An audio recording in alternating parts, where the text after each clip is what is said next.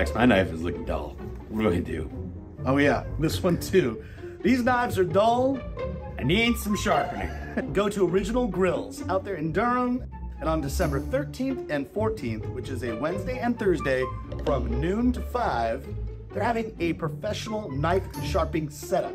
Mike Brogren of Chapel Hill Carbo Foodies is going to sharpen all your knives. Sign up on Sign Up Genius to get your specific time and bring no more than 10 knives. I believe they're $7 a piece. He's also doing engraving. Get sharp. Go to originalgrills.com to sign up. That's originalgrills.com to sign up and make an appointment to get your knives sharpened, baby.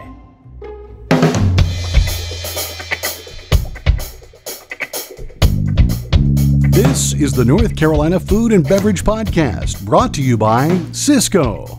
Sysco is here to help set you up for success by delivering high-quality foods, products, and services for your restaurant.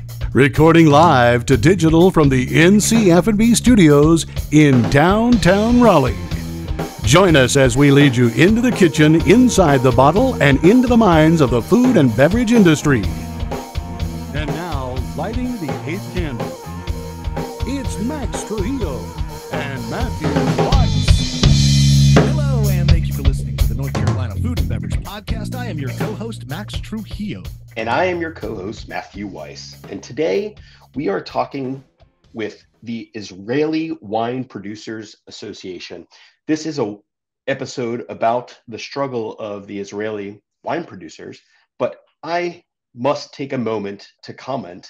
So this may or may not be received by the IWPA. This is my own thoughts, and I will just say that as a Jewish person, I am, of course, pro-Israel. However, I empathize and sympathize with the Palestinian movement and completely understand the historic claim to the land of which is Israel.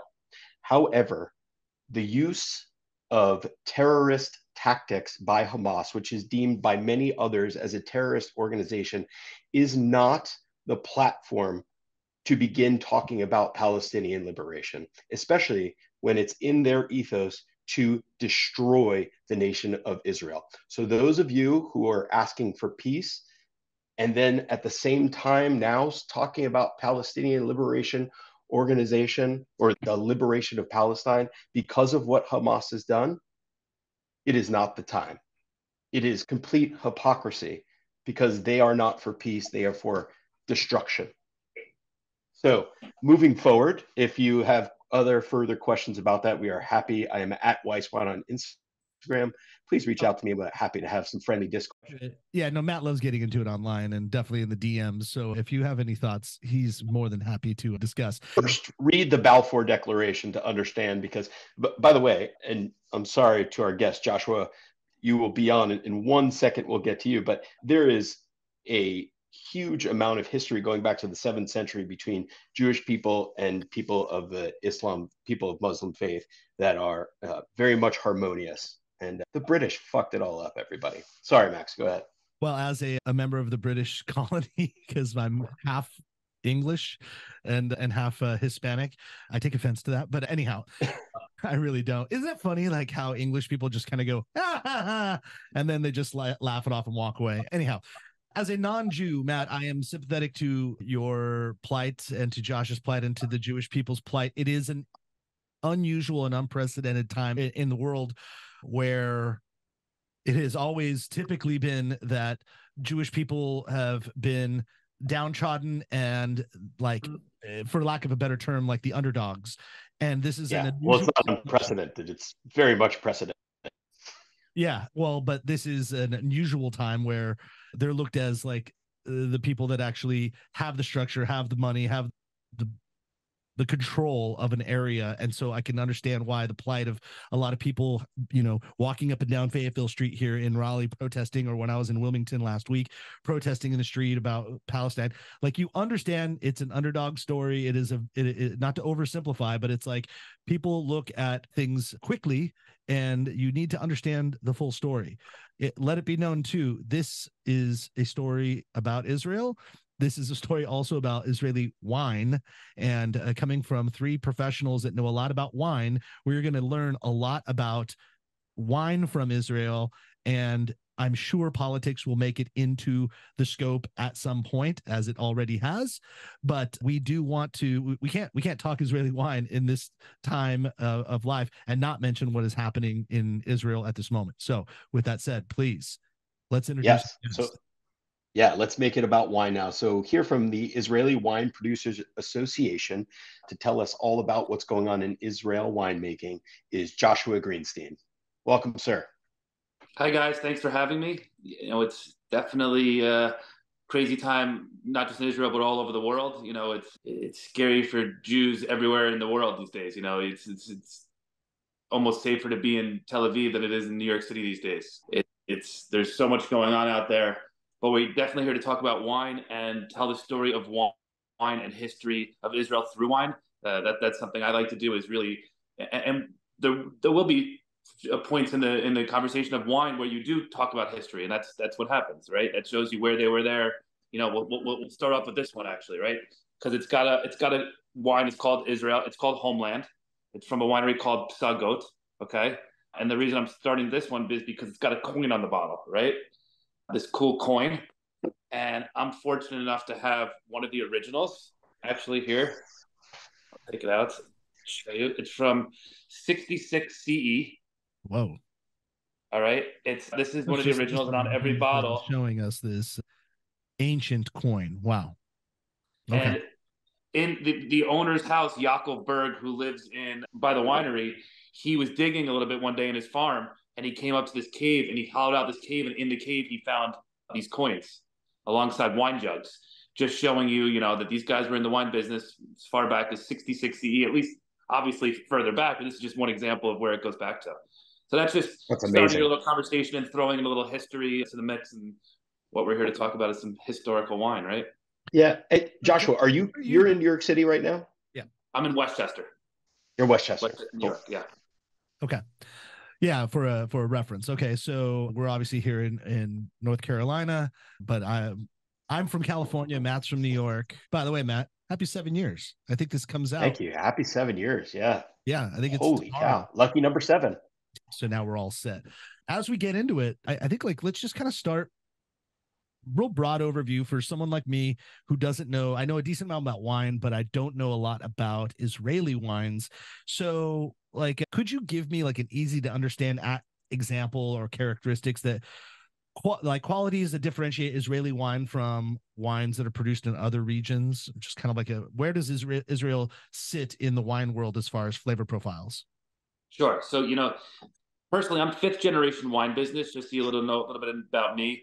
Fifth generation wine business from upstate New York originally. Now I live in Westchester, but I've been now representing brand Israel for the past 13 years and selling brand Israel as the category and talking about the wine history of Israel. And the interesting part I like to say is Israel's been making wine for about 5,000 years or so. They just got good at it. All right, it just happened in the past. But then I say that comment, and then I take a word back, and I say, you know what? The Israel, they just got recognized for being good at it. Okay, so I add that word recognized, and that word recognized, what it really means is if you trace the roots again back to ancient times in Israel, these guys were exporting wine to the Roman era, right? These guys were selling wine outside of Israel. That's what these coins were from, because people were buying and selling wines and all that. So this was a business. This was something real. This was obviously used for religious and sacramental and other purposes, and water would kill you, and you had to drink wine, right? So this was just the ancient way of getting back to the roots. So Israel's been doing it for so long, but one of the keys that's on their side is a little thing called technology. Right? Most countries in the world, as you guys know in the wine business, they don't necessarily have the ability to embrace technology and water or do this or do that. They're following their old methods. But on the other hand, Israel has the ability to embrace technology. It's one of the most technological countries there is. We all couldn't function in a minute without our iPhone or this or that or our email, which all stems back to Israel. Half the medicine we take comes from there. So there's so many things that come from that region, and they kind of put that into the wine side, I think. I'll also say, Max and Josh, Joshua, you correct me if I'm wrong, I'm speaking for you, but as far as context of the wine world, so the major climactic influence on Israel is, of course, the Mediterranean. And so if you think about it that way, And if you've ever had wines from Greece or Sardinia or Sicily and Lebanon, which I represent some Lebanese wines, there's a lot of similarities there. I'll let you take that from there, Josh. For sure. And the cool part about that region that you're describing also is there's a lot of little microclimates within those regions, right? Like if you've been to Israel, I'm fortunate enough to get to go to Israel once or twice a year. And when you go there, you need like every season in your suitcase almost. Like no matter really what time of the year you're going in the summer, it's hot for sure. But you can go to parts that are chilly or cold during the day, or the desert gets cold at night. So it's like, wine and grapes need to be stressed out, right? They need those temperature differences. And in Israel and many of the other parts that you described, they have those. They have those hot days, cool nights, which is, great for the wine and great for the grapes. So I think that Mediterranean region is starting to get recognized more and more. Lebanon, Greece, Israel are starting to get some recognition because people are starting to try them and branch out and trying new wines and new grapes. Yeah. And also now, like commercially, Greece and Lebanon, I would say, are probably ahead of Israel in notoriety, at least from my perspective, on like what people drink more. Not that they are household names either, but I would say if you go to a wine shop, your local wine shop, you would see more Greece and Lebanon wines available than you would say Israeli wines. Maybe I'm wrong about that. For sure. I would agree. And I'm also, I'm available in all 50 states, Israeli wine. So it's like, it's a growing category for sure. And it's definitely something that has awareness and is growing also, for stuff like this. Well, so let's talk about that in general. So like you and your position, your job, could you give us an overview of like what the Israeli Wine Producers Association is and like what its role is in like bringing wine to the world? Sure. So, it's simple. Wine is fun, right? Wine is supposed to be those fun moments, those good moments, those moments that you want to drink and try something new with friends and family and loved ones. And Israel has that effect on a lot of people. A lot of people travel over there for many reasons: religious, families, historical, to go learn and to go do that. So when you think of Italy, you think of the food, you think of this, you think of the architecture, and you think of the wine. Israel doesn't have that, like you said. It's not like you think of that right away. But there's close to 400 plus wineries in Israel and growing. Many of them, like a winery like Castel, continues to get 90 points plus, Parker, almost on every vintage of wine they make. So they're getting the awareness within that side of things. But I think it's the mainstream market that's starting to embrace trying new things and seeing what's out there and seeing how they can attach themselves to what's cool and what's interesting by learning. Because learning, like you're both educators, and what this show is all about is, right, people learning and wanting to hear new things and be able to go to their story and retell the story that we're telling today in their own little special way. So that's what I think Israel is all about, is taking everyone from all over the world and bringing them to Israel and telling the story their special way. Like maybe the winemaker, like for example, the winemaker Bar Khan Sigal is an MW, Master of Wine. There's 300 plus MWs in the world, and this guy's a winemaker in Israel. So it's like everyone has their own little special story. I think that's what makes the wines there so interesting. Okay, so to distill this down for somebody who's listening and then they're interested and they're like, all right, I want to try Israeli wine. What's it all about? What should they go try? Like what would be available in their local stores, and what should they go try? So, I would stick with the grapes that you like. Israel, again, they are producing Cab and Chard and Merlot. But then you can also get funky and go try some Chenin or Grenache Blanc or some really good Riesling or Dry Gewurz or something, or one of my favorite grapes called Argamon. Okay. Argamon is probably a grape that neither of you have ever had before. Most people have never had it. It's an indigenous grape to Israel. In a book called the Bible, which many people have heard of. It's been mentioned. Not the Wine Bible by Karen McNeil. The other Bible book, right? Yeah. The other one. Yeah. Janice would be so happy. The other Bible, right? Yeah. So in that book, they talk about grapes and wine and color of the grapes and wine a lot. Often it's used for dyeing priestly clothes. It's used for sacramental. It's used for all these things. So years back, a couple scientists in Israel got together and decided, you know what? Let's try to recreate that grape, right? Let's try to have fun and try to come together and create that crimson color, dark, beautiful grape that's we've read and learned so much about over the years. So they took Carignan and Suzo. They genetically induced them and did some magic stuff that they do, and they came up with a grape called Argamon. And Argamot is this beautiful color, really rich color. I personally like to chill it down a touch, give it that like summer red. Like I like my wines personally chilled a little bit, and it really gives that Mediterranean taste. So it's like a hybrid of Carignan and Suzo. Is that what you said? Correct. Interesting. Okay. That seems like a trend now, right? Like not now, but I mean, over the last 30 years that we've been making hybrid grapes a little bit more often. As I'm dying over here. Sorry, guys. You're not drinking enough wine. Yeah. I think you're right. I think listen, I think winemakers are artists, right? Like we all know a winemaker and they're all cool artists that want to do fun and interesting things, right? So like Cab, Chard, Merlot, Shiraz are all cool, fun grapes, right? But like when they can get like really geeky and fun and try new things, and there's guys out there like us that want to talk about it and spread the word on these interesting grapes, I think that's what lights their fire to try new stuff and play. Yeah. And I've also, on the white side, been reading about some Semillon that's being grown. Is that right? As well as... Yeah, there's using some Semillon. They're also using some indigenous grapes called Merwawi or Dabuki. Like they're going to... That sounds like a whole other different imbibement category. Merwawi, you know? Merwawi and Dabuki were indigenous grapes that were Arab grapes, right? That were found in these Arab communities years ago. And during the Muslim Crusades, many of the grapes and wines in Israel at the time were ripped up because of the Muslim, everything was ripped up out of Israel, all these grapes. So some of these Muslim communities left these grapes because they were, let's call them table grapes, and they weren't making wine with them because they don't drink, which could be a great way for peace if everyone just had a glass of wine, maybe, right? And the fact that they went back and they found some of these grapes, like these old school grapes, and you'll find some of these grapes also. You talked about like what to try from Israel. Like I like Cab and Merlot from where they come from, or France or California, or like where they grow or show best. But I like to try them from other countries also. But then I like to go to like, let's go try Carmenere, or let's go try a Nebbiolo, like grapes that are only from the specific countries they should or grow from. So I think that that's an interesting aspect also, is to try some of these fun indigenous grapes also.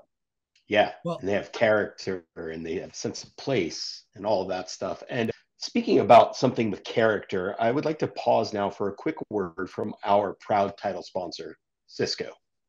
Yeah, with the holidays barreling down on us, it's crucial that we take a moment to talk about catering. This season is a golden opportunity for operators to spread their offerings beyond the dining room. Whether it's family meals to go or fully catered holiday events, this sector represents a huge game changer for your bottom line.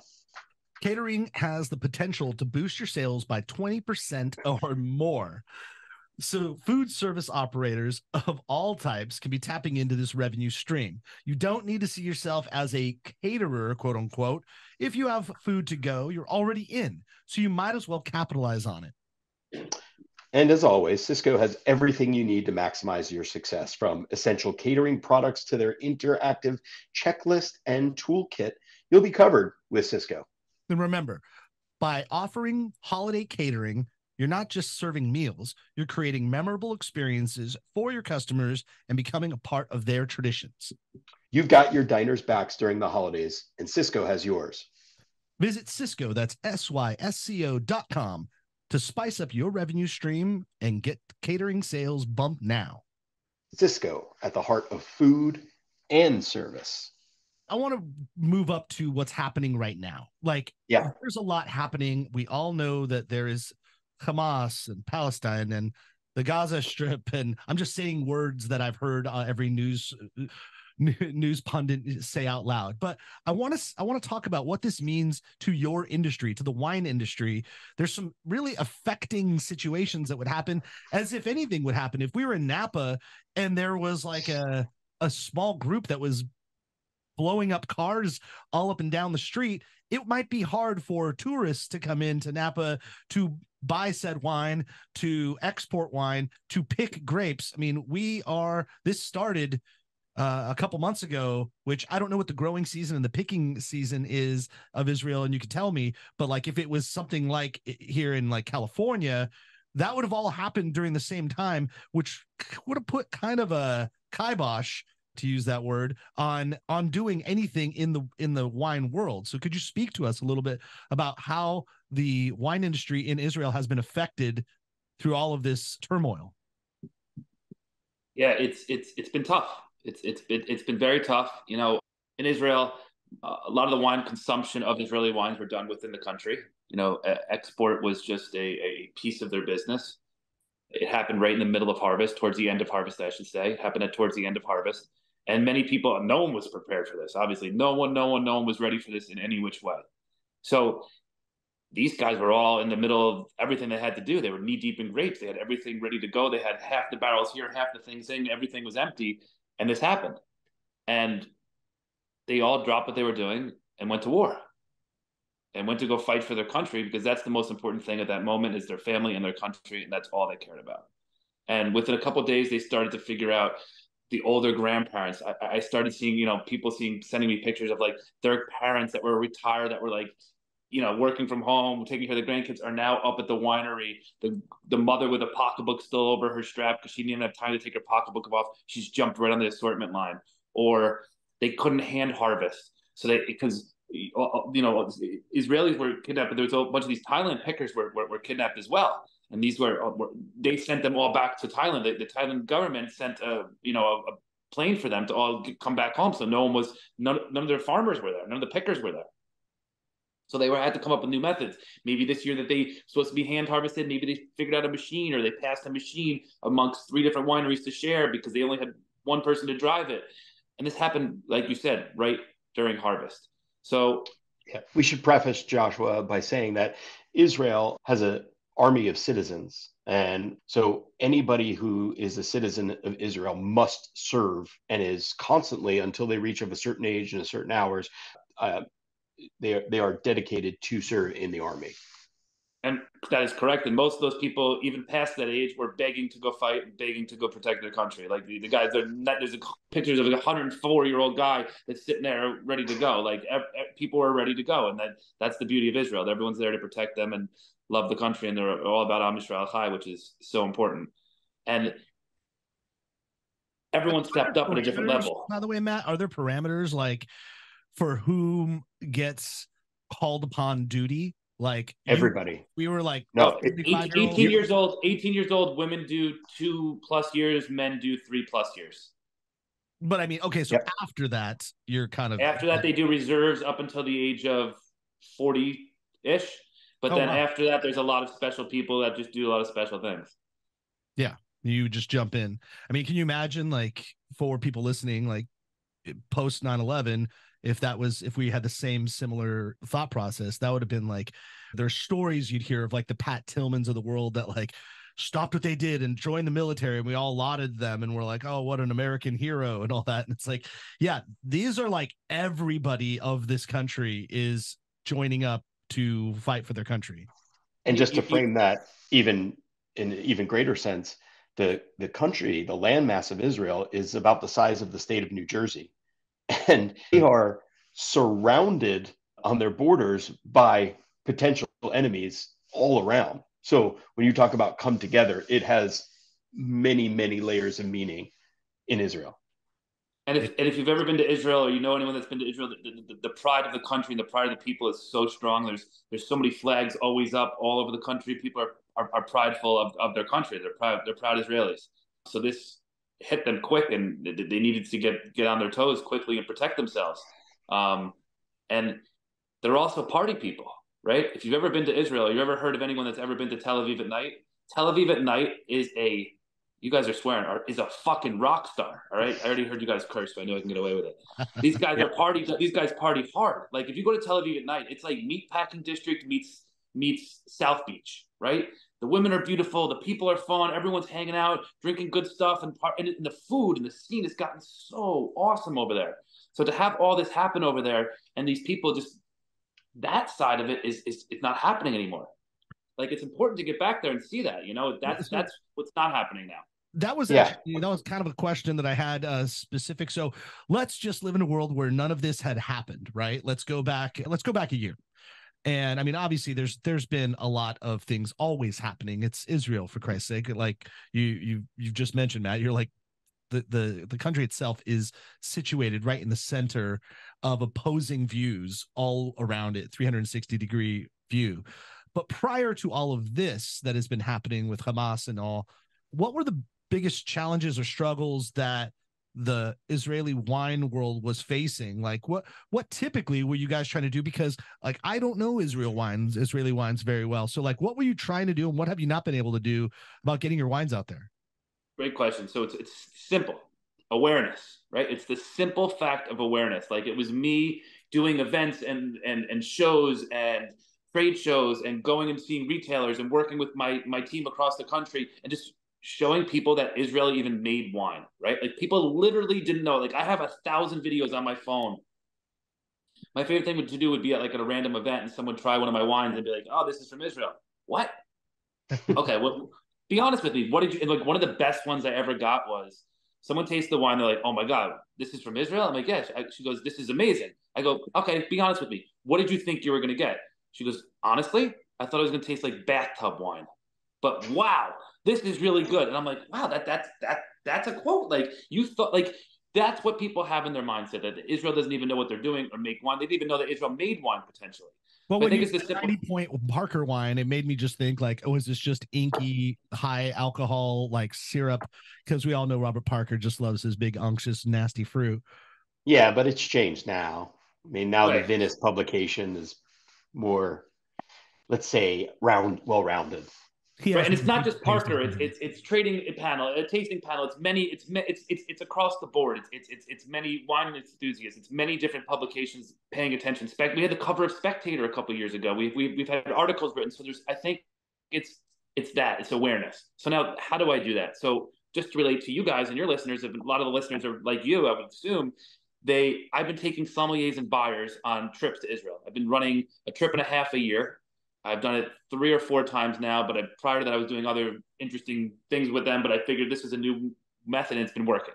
So I'm taking groups of 8 to 10 sommeliers, buyers that have never been to Israel, have some influence in their region, and finding a way to bring them to Israel with me and show them the land. And just saying, shut up and drink and walk and let's go. I hire a film crew. I bring a film crew with me for the week that we're with them. And we walk around and we go to the beach and we go to the restaurants and we go to wineries and we go to clubs and we experience Israel as a whole. And we do it through the wine, but we do it other ways as well. It's not just all about the wine. It's climbing Masada at sunrise and seeing it. It's experiencing that. Like I think that's the effect of having ambassadors out there to be the ambassadors for Israeli wine. That's what it's come to now. It's having people out there that taste it and get behind it. And that's kind of the way the wine world and the whiskey world and all those worlds work is it's having micro ambassadors within our community to kind of promote them and talk about them. Yeah. So Max and I are on the next. Whenever you start your trips up, we will gladly be on that plane with the TSA pre-check. I'm gonna sound very naive here because I've never been anywhere close to. I mean, the closest I've ever been to the Middle East, I guess, would be like Italy, right? So like I haven't been close at all, or Slovenia. So when I think about like those regions, though, I think about like the laws about alcohol and like Islam and Muslim nations, and like they don't drink. So how does that work in Israel? So Jews drink. So Jews drink a lot. Okay, we have a holiday every week called Shabbat. On every Friday, you need to make a blessing over the wine. Okay, and then you end that holiday the following Saturday night by drinking a full glass of wine as well. So on a 24-hour period, you're having 2 glasses of wine for sacramental purposes. Sacramental purposes, sure. Yes, sacramental purposes. And then also for sacramental purposes, there's a couple holidays throughout the year. One of them is called Passover. It's a huge holiday, falls in, spring sometime. And during that holiday, your obligation is to have 4 cups of wine at your meal. It's obligated by law. That sounds like an obligation. It is. It's an obligation. It's a commitment, but you learn and you grow from this. And it's something, so it's like the Judaism wine holds so much. Like if you go to the Kotel, the wall in Israel, the wall, the Western Wall, and you go to the left of it, there's like this little tunnel with all this stuff in there. And there's all these Torahs and there's all these arcs and there's all this old stuff. And every time I go in there, I just like to like sit there and look around for a little bit. But if you look on them, there's grapes, right? And if you start to pay attention throughout Israel, grapes and wine are everywhere. Like it's so embraced. It's so part of the norm. Now, if you think about that community, it's not like they're going out on a Wednesday or a Thursday and partying their face off and taking shots of whatever and coming out. No, it's done. When I say sacramental, it's real. It's sacramental. Sure, you're going out having glasses of wine throughout the week. And yes, but it's done for purposes of health and the real traces of wine back to its roots of what it does for the body. It's good for you, right? Like it really is. Yeah. So. Well, I'll just say one of my most favorite facts about wine, and then Joshua, I want to talk about Sip for Solidarity, is, when Caesar was in control of the Roman Empire, he would ration his soldiers 1 liter of wine per day. In times of war, he would ration them 2 liters of wine per day because of the health benefits, and he didn't want his soldiers to get sick. Right. Water would kill you. Like in a lot of these places in Israel, also, like they had these escape tunnels, like for if they were ever under attack, right? And in the back of the escape tunnel, they had one thing there, like one thing they were grabbing. It was a jug of wine. Yeah, exactly. All right, let's cut back to modern day. So, Sip for Solidarity. What is it all about? How do we get involved? So, Sipping for Solidarity, it started as soon as this all happened, October 7th. We kicked off the program November through December of donating 10% of all the proceeds from all my wines. I represent close to 40 different brands coming out of Israel. I represent here in the US, and we need to do something back. We started purchasing more wines from Israel, bringing some more stuff over here and really trying to promote it over here. So the best way to do it is, like, we have holidays coming up. You have Hanukkah, you have Christmas. I have a friend of mine, her name is Jacqueline Mish. She's one of the girls I took with me on my trip to Israel. And she has a upcoming Christmas gift called Jacqueline's Chris Mish gift. And she's doing wines for Christmas from Israel. So it's a thing. It's not just like something that the mindset of what you think of Israeli or wine or whatever you might think of it. And have you guys noticed there's a word I haven't used this whole time yet? Kosher? Yes. Who said that, Max? That was my next question. Max, you're the man. I haven't said it. I don't want to say it because the guy, if were to come on your show and talk about Snapple or Godiva chocolates or Ritz crackers or half the stuff in your pantry, or you were to go grocery shopping, you don't even realize it has that certification on the back. We don't talk about that. It's just an added bonus, right? It just means cool. It means good. I used to sell Goffin and Herzog wines in California, and we knew that they were kosher wine. Okay, so 2-part question, since you brought it up. Are all Israeli wines kosher, and what does it mean to be kosher wine? So, no, not all Israeli wines are kosher. What's happening is a lot of these boutique wineries are popping up in small little stuff, but total production is kosher. The only thing that makes a bottle of wine kosher is observation. Okay, the wine is not blessed. The wine is not holy. You're not going to heaven or hell for drinking the wine. The wine is strictly observed by a rabbi to make sure that there's nothing put into the wine. So when you open it yourself and you want to make a blessing yourself, it's kosher. It's cool. It's good. That's it. That's Simplest way to explain it. I was under the impression at some point that the wine had to be handled, meaning picked and stuff, by some people who were kosher. Yeah. So from the time the grapes are, anybody can pick. Okay. From the time that a drop of juice comes out of it to the time the cork is put in the bottle, there's Sabbath Jews observing the process. But there's nothing done differently. Like, they're not doing anything differently than anyone else would do. Okay, so right. Though, like, regarding, like, let's just say Jordan Winery in Napa, Sure. why it's not kosher versus why, like, say, Hagafen. So they're open on, so potentially, they're not probably using gelatin or pig fat or any of these finding things in their wine process. Back in the day, probably not either, but maybe some of them use it. Egg whites are fine. Most of mine don't use it because a lot of my wines in the back say vegan. So a lot of my wines are vegan also. But the fact that they're just not open during the time of the day that they're open, and so the rules of being kosher aren't really, that's it. Yeah. So meaning if you're like working on Saturday during the Sabbath or Friday evening, you could not be considered a kosher winery. Correct. Right. That's it. Okay. And what you use in your products, but like I said, the products are so mainstream these days that it's not like like I said, they used to use gelatin, right, in your wine. They used to use bone marrow in your wines. They don't do that anymore, really, for the most part. Yeah. Yeah, we would know as sales reps that like at this time, like early December or so, all of our sales managers would be like, get out there and sell the kosher wine, sell the kosher wine. Hanukkah's coming. They got to sell the kosher wine. And it's like, there was this weird, stigmatism that like the kosher wine was going to taste different. There's no difference in how it's made or the flavor profile. It's more, I mean, it is more like just kind of, I don't know if ethical is the right word. It's not that. It's just more religious. I'll give you the best example. Ready? Laurent Perrier, right? You know Laurent Perrier champagne? You both like Laurent Perrier. Sure do. We all like bubbles, right? Yeah. Laurent Perrier is a well-established French champagne house that sells out champagne all the time. They're good. I'm sure they're good. I don't know them personally, but I'm sure they're good. Sure. They decided, and many other French wineries have done this in the past 15, 20 years, to make a run of kosher under the same label that they're making it under, right? So this is my best example for kosher. Laurent Perrier, Drapier, Chateau Brown, Chateau Greystack, the list goes on of all these big name French chateaus. I promise you, if they thought that kosher affected the quality of the wine, not in a billion trillion years would any of those French wineries that built so much reputation on what they did make a kosher run of it with the same name and same label on it. No way.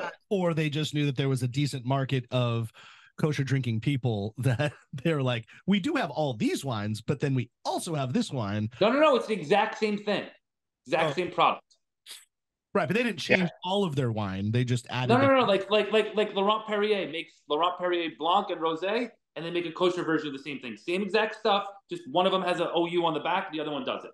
Otherwise, it's the same juice. That's what I'm trying to show. Same juice, same winemaker, same room, same everything, same yeast. So yeah, there was no difference.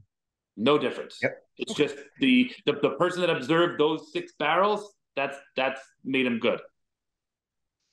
Hey, Max, did you know that actually Baron Lafitte Rothschild, one of the first 5 growths of France, one of the most historic winery in the world, was, of course, Jewish. And they own 2 wineries, Mouton Rothschild, also one of the first 5 growths. And they actually established vines in Israel back in the late 19th century.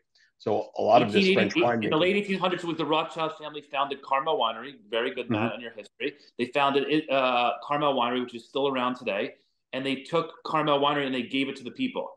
They wanted to, he spent, ready for this fact, he spent more money on Carmel Winery in Israel than he did on his own winery in France, which is like obviously one of the biggest and best there ever was. So he saw the vision. He saw it. He did it, and he gave it back to the people. And here's even the better part. I don't know if you represent, is Carmel Winery part of Sip for Solidarity? Yes. Well, they, along with many others, are available. Their Shomron Selected Winery series, it's a Cabernet Sauvignon, is available in North Carolina through Empire Distributors. And I'm sure I can put a list here, and Joshua, you can tell us if you know for a fact what's available, but I'm just looking through my little industry tool here. And there are a lot of Israeli wines by a competitor of mine, but I will proudly tout their portfolio here, Empire Distributors. And I'm sure if you ask our friends at Triangle Wine Company or Taylor's or Great Grapes, all of these really good retailers, they will get you these wineries, these wines in a matter of days. Just to name, you said Sagot, PSA, they're available. Their Cabernet is available. Also, you mentioned Barkin Vineyards that you had there with that Carignan blend is available. So there is actually a lot of Israeli wines, and they run the gamut, pretty affordable, like under around $15 all the way up to the higher end of like $68 and $80 retail. Listeners, this is a big deal. In all of 7 years of us doing this show, you can tell how Matt has a passion for this Israeli wine, because never has Matt ever promoted the sales of another winery that he does not sell on this show. So that by virtue shows how much Matt cares about the purchase and sale of Israeli wines. Yeah. The 7-year itch. You're like, it's time to talk about other people's wine. Yeah. It's not entirely true, but yes. Had a lot of North Carolina wines that I don't represent, and others. But yeah, I don't know. Joshua, do you know the North Carolina market at all? Or have you been here? Or are you familiar at all? I've been there once to work the market. I have one of my girls, Amanda, who lives in Georgia. She represents North Carolina. Her and Ryan Doan, Ryan lives in Florida and works in North Carolina also. I know we have some wines there. But like you said, we have a pretty decent portfolio, right, ranging in price, like the Barcon, and all the way up to 50. So it's cool to see them in different markets and try to expand. Forget the K word. These are just great wines sold from Israel. It's a fun thing. Christmas is coming up. If you're into Christmas, which everyone is, I see all these Christmas trees going around. I see all my friends putting the lights up, and I love it. And Christmas is all about this region of the world. Like if we could let people know that this region of the world is about Easter and Christmas, and which it is, I think that these wines will show also. They'll start to crack that box of getting outside that kosher stigma that they might be in, and all the salesmen, like Max was saying, we used to have to go sell the kosher. No, listen, we just have to go sell wines from Israel. Like if I can get that into people's head to bring it back around for you guys, that's my vision. My goal is just to get people to be aware that Israel makes wine, they have good wines, and put it on their list of things to do and things to drink. Joshua, what would you say? And I'm not going to give you the rote question of what's your favorite winery, but for people that, I always go to the most common denominator. People in America drink California wines, right? They tend to drink like pumped up California juice. So for those people, or big oaky Chardonnays or stuff like that. So what's like, we always used to say in the wine business, oh, you cross those people over the bridge from the old world to the new world by having them drink like relatively high alcohol Brunellos, right? That was the gateway. So what would be the gateway into Israeli wines of some that are, could you give us some that are available that you could tell people, hey, go pick up a bottle of this, go pick up a bottle of that? Well, the gateways is the first step is finding them in your market, right? The gateways go walking into the store and finding them. And the retailers that I mentioned, especially in our area, I mean, we could speak to Charlotte has the 7th Street Market, and I could talk, but I mean, our retailers are really good here, and especially Empire is a good distributor. They can have them there pretty much the next day if you ask or call them up. So no, and that was my next point. I think it's also important for people to actually go out and ask, right? Like people say, oh, how can we help? How can we support? How can we do this? I say, well, just ask for the wine. Just simply ask. So what's my favorite wine from Israel? I'm really situational when it comes to wines. I personally like low alcohol. I like easy drinking. I like white wines. I like fresh white wines. And a couple years ago, someone was doing an article on it, and I said, you know what? I think they just realized that it's hot in Israel because the white wine growth is growing like this, and rosés are growing like this. So that's my style. Even though I'm looking outside my window and it's freezing outside, here in New York right now. Look, I appreciate that, but I was decidedly not doing. I didn't want to ask that question. I wanted to say more like what is for the people who are the California wine drinkers, right? And they're used to that, but they're like, okay, I'm down for this cause. I'm up for it. What should I try? So I think a lot of the Israeli wine tends to showcase more. Majority of it shows more of like that California fruit, like the warm, hot days in Israel really bring out the fruit in the Israeli wines. So I think that California style of those fresh fruit, those fruit bombs are there. The style is that more from like the Golan Heights, the Judean Hills? What should I look for on the label? I think that the winemakers situationally, I think that's the beauty of it. I think these guys are so on a palate and still trying to find themselves that each winery has a little bit of everything, right? Like each winery has like the new world and the old world. Like the guy might have gone and studied in UC Davis, but he grew up drinking Italian wines only. Like they kind of make the blend themselves in their mind. So I think that's the cool part, that these guys are they're still finding themselves. Like they're still, like I said, they've been doing it for 5,000 years, but they're still finding themselves. Matt, wanted a quick, easy answer. I like quick, easy. What? So you said 10% of all the sales. So if I buy a bottle for $10, $1 goes back to Sit for Solid, to the IWPA directly. Is that right? No, not to the IWPA. We're going to be, we teamed up with 5 different charities, all humanitarian ones that we're working closely with over there, giving back to the families. Like last night, I just did I did an event with this guy named Rami. I'll text you guys offline a story if you want to share it. This guy saved over 750 kids the day of the massacre. He lived 2 minutes from the festival. And one of his friends texted him and said, hey, my son is at this thing, I'm gonna drop you a pin, go get his ass. Yeah. So the guy doesn't even think twice, gets in the car and goes and gets him. And as he's doing it, the dad must have told 10 other dads, like, hey, I got my friend that lives down there that's getting the kid, here's his number. And at that point, the guy's getting thousands of texts from people. Like it just made this turn on to this crazy thing. And this guy winds up pulling out 750 people, winds up moving bodies and hiding bodies in the woods. And I met him yesterday for the first time. I've been following him on Instagram for a little bit through a friend. And I met him yesterday. for the first time. He's in the U.S. telling a story and going around and talking about it. And we poured this wine. We poured the Homeland. And he actually signed a couple bottles for me, which is amazing. But to hear these people's stories and to talk to these people like this is it's crazy. It's amazing to see. That is cool. And so all the money are going back to these humanitarian efforts, essentially. And helping these people, like they lost their kids and their families and their parents, and they're trying to have bar mitzvahs and events and weddings, and it's like they need to get back on their toes, and they need it quick, Yeah, and it's some going back to the wineries who lost their harvest or who lost their sales in this. No, this is just the wineries' efforts to give back to it. Got it. Correct. And but what I'm doing indirectly to the wineries is we're buying more. We're buying a lot more products from them. Like I mentioned earlier, a lot of their consumption was usually done within Israel. We're stepping up and trying to bring more product of theirs back into the States to hopefully sell it here, because it's taking them a little longer to get back on their toes over there than it obviously. We're sad over here. We're really sad. There people aren't partying. The weddings aren't as strong. But over there, it's going to take a little longer. Do you function as an importer then as well, or you bring in through? I'm an importer. Yes. Okay. Cool. All right. Well, I appreciate you taking time to be with us and to speak about this section of the world, but to talk about wine inside of it, because that's definitely not something that gets discussed enough.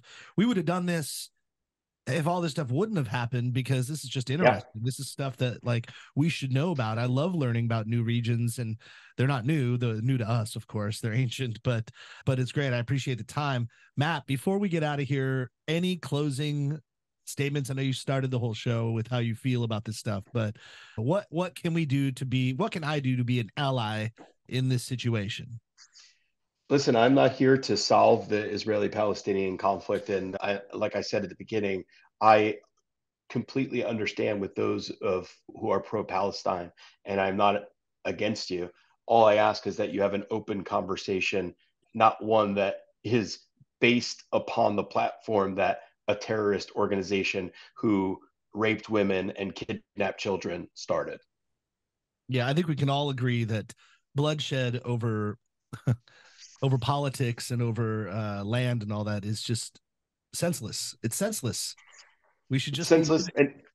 And listen, Israel is not completely innocent in this scenario. However, the provocation is real, and as I said, they live amongst their neighbors. So, I'll like I said, if anybody wants to have a discourse over that friendly, I am more than happy to have that over. I'll supply the wine for that conversation. I'll give the bottle of wine. If you guys want to go talk to Matt, I'll give the wine and you guys go talk.